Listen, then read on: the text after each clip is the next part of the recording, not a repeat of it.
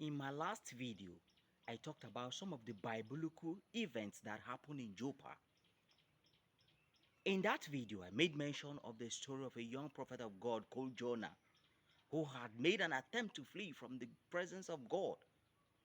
In this video, there are some lessons that we're going to highlight that we learn from that story. The first event that we need to learn from that story is disobedience.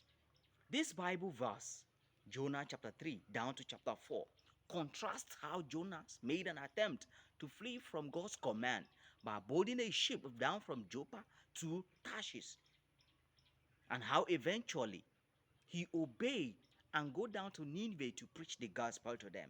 The second thing we need to learn from that story is God's universal compassion. This story explains how God's compassion extended down to the people of Gentile city of Nineveh, demonstrating his desire for all people to be saved and not only the Israelites. The last lesson we need to learn from that story is the preaching flame of God's kingdom. This incident in Joppa, where God's prophet initially fled from God's command and God's presence, can symbolizes how God's message must surely reach its intended recipient, no matter how the situation is. It will reach and spread like a wildfire. That is how Jonah, when he repented, he went down to Nineveh and preached to them. I want to admonish you watching this video. No matter what the command is, try to obey the will of God upon your life. Why? Because when the wrath of God kindled against you, you will not be able to withstand.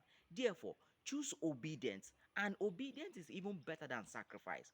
Take a look at the king. So, when he chose not to obey, God made him to understand that obedience is better than sacrifice.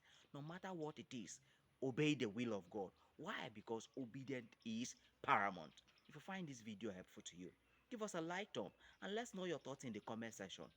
Do way to follow Peculiar Generation for more of these videos. Thank you and remain blessed.